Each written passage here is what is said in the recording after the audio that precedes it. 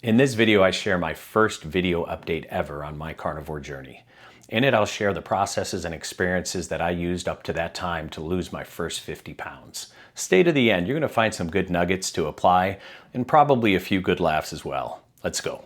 So I'm coming up on my 3-year anniversary of transforming my food and my health, and I've learned an awful lot. I'm down over 50 pounds on the scale. I've put on some muscle, so conservatively I'm down at least 60, possibly 70 pounds of fat, and I did that all by largely getting rid of processed food, all processed food. Think of it this way: if you could drop yourself back in time 20,000 years, that's pretty much what I've been eating. A lot of animal products. First year and a half, maybe up to 2 years, I actually did non-starchy vegetables too. I didn't think the starchy ones were necessarily bad per se, but I knew they had a lot of carbohydrates. It's called starch in plants. That's their way of storing energy. We store energy as fat, and plants store it as starch. You're getting photosynthesis right now, babe. It's been an amazing journey.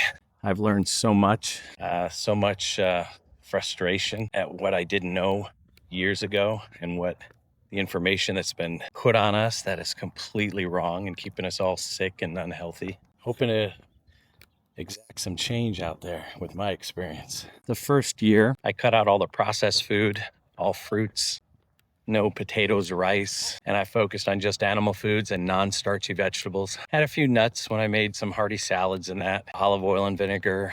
I ate to satiety on that, meaning I ate till I wasn't hungry anymore. And I had, 2 to 3 meals. As time went on, I woke up one day and realized, wow, I haven't had a vegetable in months. I just weaned off of them without even knowing it because steaks were so good. I was eating chicken and pork and that stuff too, but beef was the primary thing that I gravitated to, and ended up realizing I'm not even having salads anymore. So beef and eggs is probably 90% of my diet, and it has been amazing. I will say it took a good year to get rid of cravings. So 2 components of diet, looking back: you have hunger, true hunger, and you have cravings. Hunger is your body crying out for energy and nutrients. Cravings is that psychological or physiological addiction to a food, which is carbs. So of the 3 macros, fat, protein, and carbohydrates, only one is addictive. That's carbohydrates. There was never really that much available in nature, but when we did run into it, it was like a bonus energy source. There's no satiety mechanisms to actually turn that off, turn that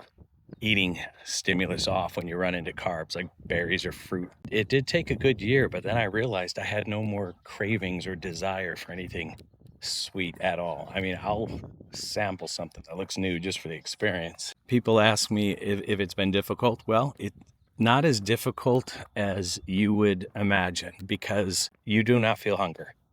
Maybe small amounts. Honey, we gotta pick it up. You're kind of dragging me down here.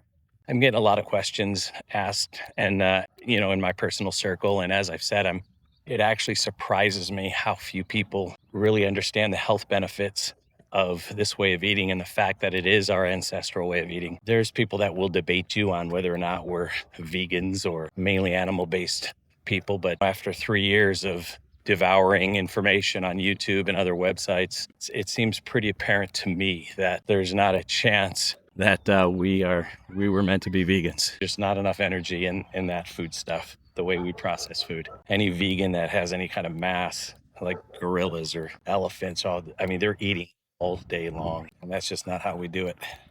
Thank you for watching that to the end. Please like and subscribe and check this video out next.